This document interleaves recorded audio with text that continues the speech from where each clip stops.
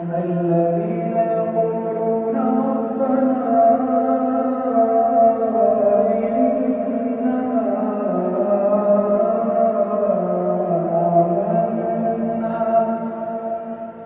آمنا بسم اللہ الرحمن الرحیم۔ تفسیر قرآن کے اس پہلے درس میں آپ سب کو خوش آمدید عرض کرتا ہوں۔ یکم ماہ رمضان ہے۔ آج جو ہم درس کا آغاز کریں گے وہ سورۃ آل عمران سے کریں گے۔ پہلا درس ہے تو اس میں ہم پہلے تعارف بیان کریں گے کہ سورہ آل عمران کیا ہے، اس کی کتنی آیات ہیں، شان نزول کیا ہے، اور اس کے مختصر تعارف بیان کریں گے انشاءاللہ۔ پھر آگے آئندہ سلسلوں میں آیات کو پڑھتے ہوئے آگے بڑھتے جائیں گے انشاءاللہ۔ سب سے پہلے توجہ کریں کہ یہ سورہ قرآن مجید کی کتابی ترتیب میں تیسرے نمبر پر سورت ہے، اور یہ پارہ نمبر 3 اور 4 کے حصے میں آتی ہے، یعنی 3 سے شروع ہوتی ہے اور چوتھے پارے میں بھی سورہ آل عمران موجود رہتی ہے۔ اگر آیات کی بات کی جائے تو سورہ آل عمران کی 200 آیات ہیں، اور اس سورت مبارکہ میں جو عنوان ہے اس سورت کا آل عمران، اس پہ توجہ دینے کی ضرورت ہے کہ آل عمران کو نام کیوں دیا گیا۔ اس کے متعلق جو تفاسیر میں بیان ہوا ہے کہ سورہ آل عمران حضرت مریم اور عیسیٰ کے عنوان سے بیان ہوئی ہے، اور اس سورت کا نام جو ہے وہ آیت نمبر 33 اور 35 میں بیان کیا گیا ہے، جس بنا پر اس سورت کا نام ہی سورہ آل عمران رکھا گیا۔ اب یہ عمران کون ہے، اس پر توجہ دینے کی ضرورت ہے کہ جو زیادہ مشہور بات ہے وہ ہے کہ یہ مریم بنت عمران، یعنی حضرت مریم کے والد گرامی کا نام عمران ہے، تو اس عنوان سے کیونکہ اس میں تذکرہ مریم اور ان کے بیٹے کا ہوا ہے، تو مریم اور ان کے بیٹے جو ہیں وہ آل عمران میں شمار ہوتے ہیں، تو اسی لیے اس کا نام آل عمران رکھا گیا۔ ایک اور شخصیت عمران کے نام سے مشہور ہیں جن کے متعلق کہا گیا ہے کہ وہ حضرت موسیٰ کے والد کا نام ہے، یعنی حضرت موسیٰ نبی، ان کے والد کا نام عمران تھا۔ اور اس کے بعد اگر مزید شہرت کی بات کروں تو امیر المومنین حضرت علی ابن ابی طالب کے والد بزرگوار کا نام بھی عمران تھا، جن کو ہم ابو طالب کے نام سے یاد کرتے ہیں۔ ابو طالب ان کی کنیت تھی اور نام عمران تھا۔ تو یہ 3 نام جو ہے تاریخ میں مشہور ترین ہے۔ اب خدا کی حکمت ہے، خدا کس کو کس انداز سے یاد کر رہا ہے، مریم کے بابا کو یاد کر رہا ہے، موسیٰ کے بابا کو یاد کر رہا ہے عمران کے نام سے، یا علی کے بابا کو یاد کر رہا ہے۔ بہرحال اس میں لفظ آل استعمال ہوا ہے، آل۔ تو آل جو ہے اس میں 2 چیزیں آتی ہیں آل کے عنوان سے، اہم بات عرض کر رہا ہوں، توجہ کیجیے گا۔ آل اور اہل میں فرق ہوتا ہے۔ جب آپ آل کی بات کرتے ہیں تو آل میں اجتماعیت ہے، یعنی اس میں تھوڑی وسعت ہے آل میں، اور اہل میں جو ہے وہ اہل میں محدودیت پائی جاتی ہے۔ وہ کیسے کہ اہل جو ہے وہ خاندان کے ان مخصوص افراد کے لیے استعمال ہوتا ہے، جیسے ہم کہتے ہیں نا کہ اہل خانوادہ، ٹھیک ہے، گھر والے، تو اہل جو ہے وہ اس خاص افراد کے لیے شمار ہوتے ہیں کہ جو آپ کے رشتہ دار گھر والے ہیں، امی ابو بھائی بہن، یہ افراد جو ہیں وہ اہل شمار ہوتے ہیں۔ لیکن اس کے برعکس آل میں وسعت ہے کہ آل جو ہے وہ کردار کے لحاظ سے شمار ہوتے ہیں، اس میں اہل ہونا لازمی نہیں ہے، یعنی گھر کا بندہ ہونا لازمی نہیں ہے، اس کے لیے آل اس کے کردار شمار ہوتا ہے کہ جو اس نظریے کا بندہ ہے، جو اس کردار کا ہے، جو اس کی سیرت اور اس کی آئیڈیالوجی کا بندہ ہے، وہ اس کی آل میں شمار ہوگا۔ تو لہٰذا یہاں پر اگر بات کی جائے تو اہل جو ہے وہ محدودیت ہے اس میں، اور آل میں جو ہے وسعت ہے۔ اسی لیے میں اگلے دن بھی ایک جگہ عرض کر رہا تھا کہ جب ہم درود پڑھتے ہیں، درود میں کیا کہا جاتا ہے؟ اللہم صلی علی محمد و آل محمد، وہاں ہم آل محمد کہتے ہیں، اہل محمد نہیں کہتے، اہل محمد نہیں کہا جاتا، آل محمد کہا جاتا ہے۔ اس کی وجہ کیا ہے کہ اہل بیت جو اہل محمد اہل بیت قرار پاتے ہیں، اہل بیت کو تو مخصوص کر دیا گیا ہے ان چند افراد میں، محمد، علی، فاطمہ اور حسنین، یہ 5 ہستیاں جو ہیں وہ اول درجے میں اہل بیت ہیں۔ لیکن عمومیت میں اولاد میں ابھی وسعت آتی ہے، یعنی گھر کے افراد میں۔ لیکن اس سے بڑھ کر جو بات کروں کہ آل میں یہ تمام وسعت ہے، یعنی اگر ہم درود پڑھ رہے ہیں محمد اور آل محمد پر تو یہ اس سے مخصوص یہ 5 ہستیاں نہیں ہیں، بلکہ ان کی آئیڈیالوجی پر، ان کی سیرت پر، ان کے کردار، ان کے نظریے پر جو چلتا آ رہا ہے اس پر بھی درود ہو، چاہے وہ آل فاطمہ ہیں یا آل فاطمہ نہیں ہیں، لیکن ان کے کردار کے، ان کی اتباع میں ہے، ان کی پیروی میں ہے، ان پر بھی درود و سلام پڑھتے ہیں۔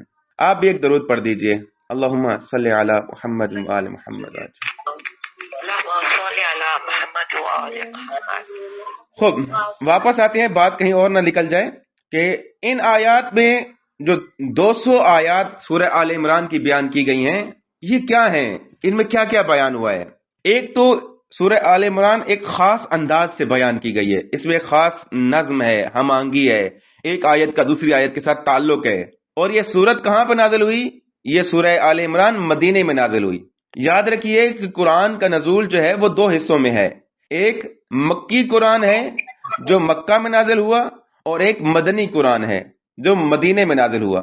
یعنی ایسا نہیں ہے کہ 2 قرآن نازل ہوئے، نہیں، بلکہ کچھ صورتیں آیات جو ہیں وہ مکے میں نازل ہوئی ہیں، کچھ آیات جو ہیں وہ مدینے میں نازل ہوئی ہیں، اور ان دونوں جگہوں کا فرق ہے۔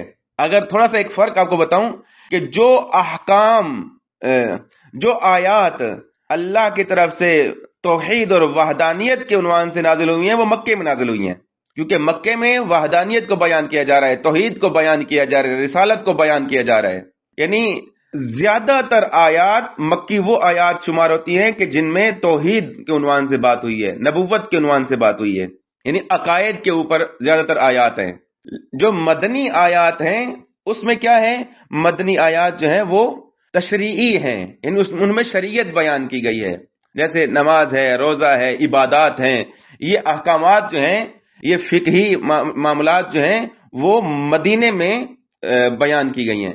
اس کی ایک وجہ، وہ سادی سی وجہ آپ کو معلوم ہے، کیونکہ مکہ سے ہجرت کرنے کے بعد جب مدینہ میں آپ صلی اللہ علیہ وسلم تشریف لائے تو مدینہ میں آ کر آپ نے حکومت بنائی، تو جب حکومت بنی تو حکومت سے ہی تشریعی کام ہوئے۔ مدینے میں کیونکہ حکومت نہیں تھی، مکے میں کیونکہ حکومت نہیں تھی، اس لیے کام وہاں پر تشریعی نہیں بیان کیے گئے، شریعت کے عنوان سے بیانات نہیں ہوئے۔ لیکن کیونکہ مدینے میں حکومت بن گئی تو اس سے جو ہے وہ آسانی ہوتی گئی، اور اللہ نے پھر شریعت کے احکامات کو یہاں پر بتانا شروع کر دیا۔ توجہ ہو رہی ہے؟ آپ کی آواز آ رہی ہے؟ جی خوب، لہذا سورہ آل عمران جو ہے وہ مدینے میں نازل ہوئی، اور مدینے کی ایک خاص بات ہے کہ اسلامی دعوت کی گونج جو ہے وہ دنیا میں پھیل چکی تھی، دشمن حساس تھے اور اسلام کی طرف ٹو لگائے ہوئے تھے، توجہ لگائے ہوئے تھے کہ اسلام کیا کر رہا ہے، اسلامی حکومت کیا کر رہی ہے، ریاست مدینہ کیا کر رہی ہے، تو ان عنوان سے جو ہے توجہ زیادہ بڑھ گئی۔ اب اس آل عمران میں ایک جو ہے اہم ترین واقعہ بیان ہوا ہے، وہ واقعہ کس چیز کا ہے؟ وہ ہے نجران کے عیسائیوں کا واقعہ۔ یہ گفتگو جو نجران کے عیسائیوں اور رسول خدا کے درمیان ہوئی وہ اسی صورت میں بیان ہوئی ہے، یعنی آل عمران میں بیان ہوئی ہے، اور اس صورت میں اسلامی معارف کی ایک بہترین انداز سے وضاحت کی گئی ہے، یعنی ایک اکٹھی معلومات جو ہیں وہ اس صورت میں موجود ہیں کہ ایک مناظرانہ گفتگو ہے، یعنی عیسائیوں نے سوال کیے، محمد مصطفیٰ صلی اللہ علیہ وسلم نے جوابات دیے، اور ایک پھر سلسلہ چلتا آیا، نتیجہ کہاں آ کے پہنچا؟ اس سارے واقعے کا نتیجہ مباہلے پہ آ کے رکا، یعنی اس صورت میں مباہلہ بیان ہوا ہے، اور پھر کچھ آیات جو ہیں وہ جنگ احد کی بھی بیان ہوئی ہیں، اور صبر و پائیداری پر بھی، صبر استقامت پر بھی آیات پیش کی گئی ہیں۔ تو لہٰذا ایک جامع ترین صورت ہے یہ، اور اس کے احکامات کو انشاءاللہ العزیز ہم پڑھتے جائیں گے، اور ہمارا طریقہ کار کیا ہوگا؟ ہم زیادہ جو ہے وہ سٹوریز کی طرف نہیں جائیں گے، یعنی زیادہ شان نزول اور ان چیزوں کی طرف گہرائی میں نہیں جائیں گے۔ ہم کوشش کریں گے کہ آیت کو پڑھیں گے، اس کا ایک لفظی ترجمہ کریں گے، لفظی ترجمہ کرنے کے بعد اس کا ایک محاوراتی ترجمہ کر کے پھر اس کا تھوڑا سا شان نزول، یعنی کہ اس کی وجہ کیا ہے، یہ آیت کب نازل ہوئی اور کس انداز سے نازل ہوئی، اس کا پس منظر کیا ہے، اور جو ہمارا زیادہ ٹارگٹ ہوگا، زیادہ موضوع رہے گا وہ کہ آج کے حالات میں اس آیت کا پیغام کیا ہے، یعنی یہ آیت جو ہے ہمیں آج کیا سکھا رہی ہے، کیونکہ قرآن کریم جو ہے وہ ہر خشک و تر کے ذکر ہونے کا دعویٰ کرتا ہے اور یہ قیامت تک کے افراد کے لیے ہے. تو لہذا ہم ان آیات سے الہام لیں گے کہ یہ آیات میری زندگی میں کیا فائدہ مند ہیں، یا میرے معاشرے میں جس زمانے میں رہ رہا ہوں اس سے مجھے کیا فائدہ ہو سکتا ہے. تو یہ تھوڑا سا تعارف اور خلاصہ آپ کی خدمت میں پیش کیا کہ انشاءاللہ عزیز ہم اسی سلسلے کو آگے بڑھائیں گے. اور یہ صبح کا وقت رکھنے کا مقصد یہی ہے کہ ہم فریش ہوں گے، آمادہ ہوں گے، تازہ روزہ رکھ کے بیٹھے ہوں گے، نماز پڑھ کے بیٹھے ہوں گے، تو اچھے انداز سے ہم قرآن کو سن سکیں گے. یاد رکھیں جس نے قرآن کا ادب کیا ہے، قرآن کا احترام کیا ہے، پھر قرآن اس کو میسر ہو گیا ہے، قرآن اس کو نصیب ہو گیا ہے. اسی لیے آپ دیکھیں کہ قرآن کے متعلق اللہ نے جو خود ادب بیان کیا ہے نا، وہ کیا کہا ہے کہ جب قرآن کی تلاوت کی جائے تو خاموش ہو جاؤ، خاموشی سے سنو اور ان آیات کی طرف توجہ کرو. لہذا اس سورہ مبارکہ کی آیات کو پڑھتے ہوئے ہم اپنے حالات کو مد نظر رکھیں کہ یہ حالات جو ہیں ہمارے زمانے میں کس طرح درپیش ہیں اور اس سے ہم کس طرح اپنی مشکلات کو حل کر سکتے ہیں. لہذا ایک تو وہ منظر بھی انشاءاللہ تھوڑی سی وضاحت دی جائے گی آپ کو کہ یہ آیات جو ہے کن حالات میں آئی ہیں. یعنی اگر مدینے کی طرف نگاہ کی جائے تو مدینہ ابھی تازہ تشکیل ہو رہا ہے، تعمیر ہو رہا ہے، اندر کی ابھی مشکلات درست ہو رہی ہیں، تازہ تازہ حکومت بن رہی ہے. اور اسی حکومت یعنی ہجرت کے بعد کے حالات کتنے سخت تھے کہ کسی کے پاس کچھ نہیں ہے، سب کچھ وہ مکے میں چھوڑ کر آئے ہیں، گھر بار مال مویشی سب کچھ چھوڑ کر آئے ہیں. اب جب یہاں پہنچے ہیں تو رسول خدا نے پہلے کیا انتخاب کیا؟ مدینے میں لوگوں کے لیے مواخات کا یعنی بھائی چارے کا ایک سلسلہ قائم کیا. ایک انصار کو مہاجر کا بھائی قرار دیا اور ایک انصار کو کیا کہا کہ انصار کو انصار اس لیے کہتے ہیں کہ انہوں نے مدد کی مہاجرین کی. تو انصار نے اپنے مال مویشی سامان اپنا گھر بار جگہ زمین جو ہے وہ مہاجرین کے حصے میں دی تاکہ مہاجرین جو ہے آسانی سے وہاں رہ سکیں. تو ایک تو اس سے ہمیں تحریک ملتی ہے، ایک توجہ ملتی ہے کہ ہم اپنے معاشرے میں جو کمزور لوگ ہیں، جو ضعیف لوگ ہیں، ان کے ساتھ یہ انصار والا معاملہ کریں کہ ان کو اپنے پاس جگہ دیں تاکہ وہ اپنی زندگی کو تشکیل دے سکیں، اپنی زندگی کو تعمیر کر سکیں. اور پھر دیکھیے کہ ہمیں جو درپیش ہے معاملہ وہ کون سا معاملہ ہے؟ مہدوی معاشرے کا معاملہ ہے.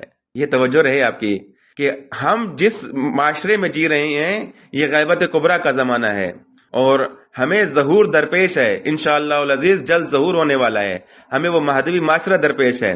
تو ہم اسی مدینے کی ریاست کو قائم کرنے کے انتظار میں ہیں کہ جس مدینے کی ریاست کو رسول خدا نے ایک خوبصورت حالات میں ایک خوبصورت طریقے سے اس کو چلایا، انشاءاللہ اس کی تکمیل جو ہوگی وہ مہدی زماں کے ہاتھوں سے ہوگی.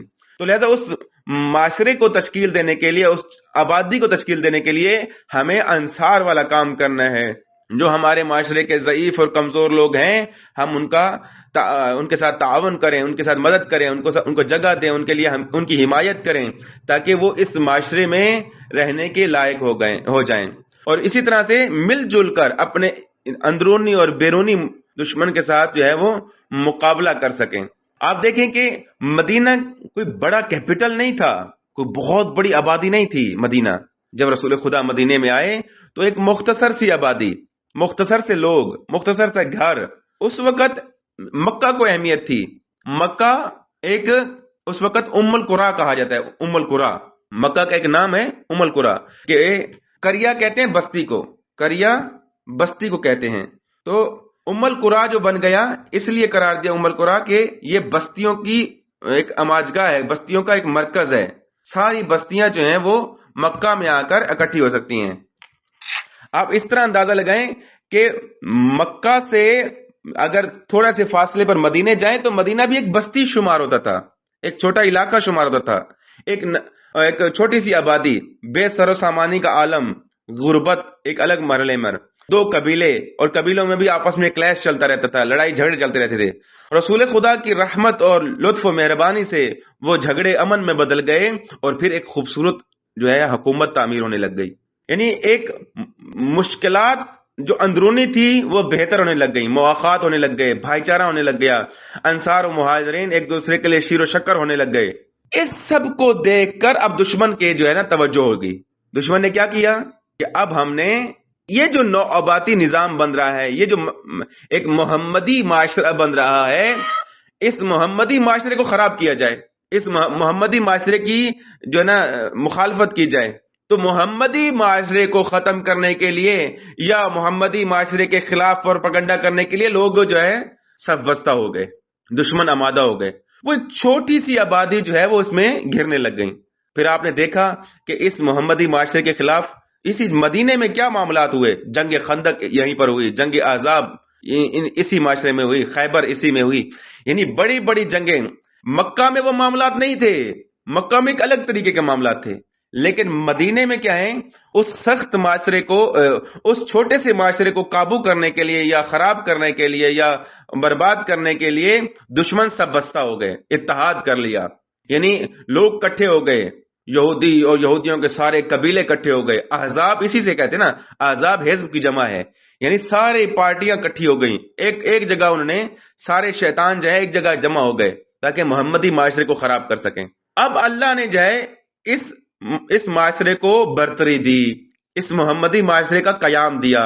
وہ کس طرح سے دیا، وہ ایک جھلک جو ہے وہ اس صورت میں بیان ہو گئی۔ وہ کیسے، وہ ہے نجران کے عیسائیوں کے ساتھ، مسیحیوں کے ساتھ جو ہے وہ معاملہ مباہلے والا معاملہ ہے، اور اس میں در حقیقت اسلام کی بلندی ہے، اسلام کی کامیابی ہے۔ اسی صورت میں جنگ احد کو بھی بیان کیا گیا اور ساتھ میں مباہلے کو بھی بیان کیا گیا۔ لہذا ہم جب بھی آیات کی عنوان دیکھیں تو پہلے اس معاشرے کو دیکھیں کہ اس جیسے معاشرے کی حالت میں یہ رہنمائی کی گئی ہے، تو اب ہمارے معاشرے میں اس کو کس طرح سے لیا جا سکتا ہے۔ اور یہ آیات ہمیں بتاتی ہیں، یعنی یہ سورہ آل عمران کی یہ آیات تقریباً کتنی آیات اسی عنوان سے آئی ہیں، 60 آیات ہیں، 60 آیات انشاءاللہ یہ ذکر ہوں گی۔ 60 آیات جو ہیں یہ نجران کے وفد کے ساتھ جو ہے وہ باتیں ہو رہی ہیں، 60 آیات میں 60 آیات ہیں۔ تو اتنی اہمیت جو اس معاملے کو دی جا رہی ہے، آخر اس میں ایک بہت بڑا ہدایت کا ذخیرہ ہے، ہمیں اس کو توجہ دینے کی ضرورت ہے کہ ان حالات میں جو اس تحریک کو، محمدی معاشرے کو جو مشکلات درپیش تھیں، کس طرح سے اللہ نے ان مشکلات سے ان کو نکالا اور کامیابی دی اور نصرت دی، اور دشمنوں نے کیا پلاننگ کی ہوئی تھی اور اس کے حالات کیا تھے، اور محمدی معاشرے نے اس کا کس طرح سے مقابلہ کیا۔ ہمیں بھی آج اسی طرز پر اپنے آپ کو آمادہ کرنا ہے، تیار کرنا ہے، تاکہ اگر اس طرح کے معاملات ہمیں درپیش ہوں تو ہم وہی محمدی کردار ادا کرتے ہوئے ان مسائل کا سامنا کر سکیں، اور انشاءاللہ اللہ کے حکم سے، اذن سے جو ہے وہ کامیابی نصیب ہوگی۔ ایک صلوات پڑھ دیجئے، اللہم صلی علی محمد و آل محمد وعجل۔ تو بسم اللہ شروع کرتے ہیں جی انشاءاللہ۔ اور سوال کسی کر رہے ہیں کہ کس آیت سے پڑھ رہے ہیں، تو عرض کر رہا ہوں کہ سورہ کون کون سی آیات یہ ذکر ہوں گی آگے، کہ جو عیسائیوں کے متعلق آیات ہیں سورہ دیکھیں گے تو انشاءاللہ یہ آہستہ آہستہ سارا کچھ ہم بیان بھی کرتے جائیں گے۔ ابھی تو ہم آغاز کر رہے ہیں انشاءاللہ، تو آگے آگے دیکھیے خدا کا لطف و کرم کتنا وسیع ہوتا ہے ہم پر انشاءاللہ۔ شروع کرتے ہیں جی ہم بسم اللہ سے۔ بسم اللہ الرحمن الرحیم۔ ہر آیت کے شروع میں بسم اللہ کو قرار دیا گیا ہے، اور یہ بسم اللہ صرف اسلام کے ساتھ مخصوص نہیں ہے، قبل از اسلام بھی انبیاء علیہ السلام کی جہاں بات ہوئی ہے وہاں پر بسم اللہ کو ذکر کیا گیا ہے۔ اور بسم اللہ کی ابتدا جو ہے با سے ہے، با سے، اور یہاں پر با جو ہے وہ استعانت کے معنی میں ہے، یعنی مدد طلب کرنے کے معنی میں۔ یہاں با استعانت ہے، استعانت یعنی طلب اون، طلب مدد طلب کرنا۔ یہ اس بات کی علامت ہے کہ جب بھی ہم بسم اللہ کہہ رہے ہیں، ہم یقین سے کہہ رہے ہیں کہ یہ جو میں ارادہ کر رہا ہوں، یہ جو میں کام کر رہا ہوں، یہ اللہ کی مرضی اور ارادے کے بغیر ممکن نہیں ہے، یعنی اس کی تکمیل ممکن نہیں ہے۔ یعنی بسم اللہ در حقیقت آغاز ہی استعانت سے ہے۔ بسم اللہ در حقیقت توحید کا پہلا مہم ترین سبق ہے، اور ہر آیت میں ہر کام شروع کرنے سے پہلے بھی بسم اللہ کی تاکید کی گئی ہے، کیونکہ اس کا ایک خاص مقام ہے۔ اور اب آ جاتے ہیں آیات کی طرف، تو اکثر طور پر کہا گیا ہے کہ بسم اللہ خود ایک مستقل آیت ہے. ایسا نہیں ہے کہ بسم اللہ الگ ہے یعنی صرف تبرکاً پڑھی جاتی ہے اور آیت جو ہے آگے سے شروع ہوتی ہے. نہیں، بسم اللہ ایک خود مستقل آیت ہے. بسم اللہ الرحمن الرحیم. اور اس میں جو مہم ترین پہلو ہے میں تھوڑا سا مختصر بیان کروں گا اور پھر انشاءاللہ اگلے معاملات میں جب آگے بڑھیں گے تو اس کو مزید واضح کرتے جائیں گے. وقت زیادہ ہو گیا ہے. بسم اللہ. خوب سوال کر رہے ہیں کہ پیج نمبر کہاں سے پڑھ رہے ہیں. میں نے عرض کیا ہے کہ ہم کتاب سے جو ہے وہ ریڈنگ نہیں کر رہے. میں نے تفسیر کوثر، تفسیر نمونہ اور تفسیر نور سے ملتے جلتی چیزوں کو جم کر کے آپ کی خدمت میں پیش کر رہے ہیں. ویسے اگر مطالعہ کرنے کا ہے تو ہماری جو مین کتاب رہے گی وہ تفسیر نور رہے گی، اور تفسیر نور میں سورہ آل عمران جو ہے وہ پیج نمبر 522 پر ہے، یعنی 522 نمبر پر سورہ آل عمران شروع ہو رہی ہے. تو زیادہ تر توجہ جو ہے ہم وہاں سے دیں گے. یعنی اگر آپ مطالعہ کرنا چاہیں تو سورہ آل عمران کو تفسیر نور سے کریں، جو کہ میں نے گروپ میں یہ پوری PDF اردو میں اس کی بھیجی ہے. تو کہاں بات ہو رہی تھی، بھول گیا. کسی کو یاد ہے؟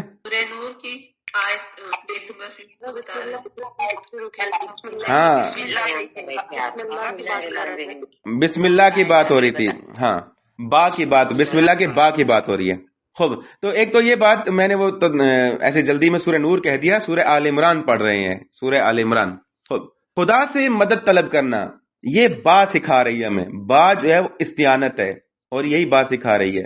اور وہ ایک مشہور روایت جو ہم پڑھتے رہتے ہیں کہ بائے بسم اللہ علی ابن ابی طالب ہیں، بلکہ نقطہ بائے بسم اللہ علی ابن ابی طالب ہیں. تو اس کا ایک اس فلسفے کو بھی ہمیں سمجھنے کی ضرورت ہے. اس کی طرف انشاءاللہ ہم کسی اور موقع میں وضاحت دیں گے. توجہ کیجیے گا. اصل جو یہاں بھی ہم نے جو لفظی طور پر توجہ دینی ہے وہ یہ ہے کہ با خود ایک استعانت کے معنی میں، یہ لکھ لیں، یاد رکھ لیں، با استعانت کے معنی میں ہے، یعنی طلب مدد، مدد طلب کرنا، ہیلپ مانگنا. تو ہم جب کہتے ہیں کہ اللہ کے نام سے، تو اس میں ایک معنی جو چھپا ہوا ہے با کے ذریعے سے وہ کیا ہے کہ اللہ کی مدد سے. در حقیقت یہ معنی کر رہے ہیں. ہم کہتے ہیں کہ شروع کرتا ہوں اللہ کے نام سے، وہ بھی ایک لحاظ سے درست ہے کہ ابتدا کے معنی میں ہے کہ اس میں لفظ ابتدا جو ہے وہ تقدیر میں ہے، یعنی وہ چھپا ہوا ہے، ضمیر میں ہے.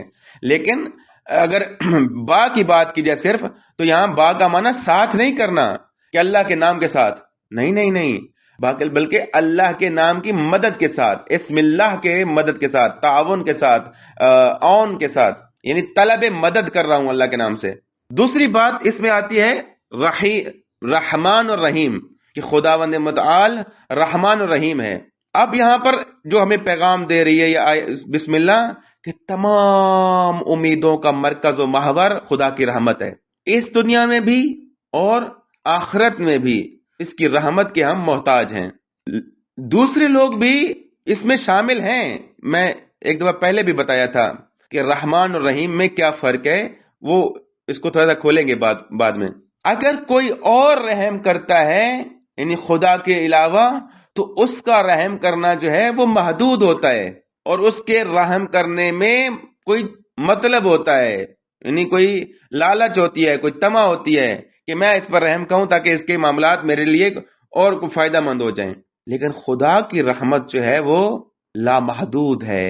یہ کسی خاص عنوان سے نہیں ہے کہ دنیا میں تو رحمت ہوگی، آخرت میں جو ہے وہ رحمت نہیں ہوگی، نا، بلکہ اس کی حد و محدود جو ہے وہ کوئی نہیں ہے، لامحدود رحمت ہے. لوگ جو رحم کرتے ہیں نا، مثلا عموماً جو ہم دیکھتے ہیں کہ لوگ جانور پر رحم کرتے ہیں.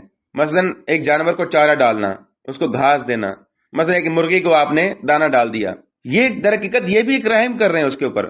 لیکن یہ رحم کرنا فائدے کے لیے ہے. یہ ایک رحم کرنا جو ہے فائدے کے لیے ہے کہ میں جانور کو چارہ ڈالوں گا تاکہ جانور سے دودھ حاصل کروں، تاکہ جانور سے میں گوشت حاصل کروں. مرغی کو دانہ ڈالوں گا تاکہ مرغی سے میں مثلا گوشت حاصل کروں، یا مرغی سے انڈا حاصل کروں، اس کی آگے پیداوار حاصل کروں. یعنی ہم جب بھی کسی کے ساتھ رحم کرتے ہیں، ہمارا رحم کرنا جو ہے وہ فائدے کے لیے ہوتا ہے، مقصد کے لیے ہوتا ہے.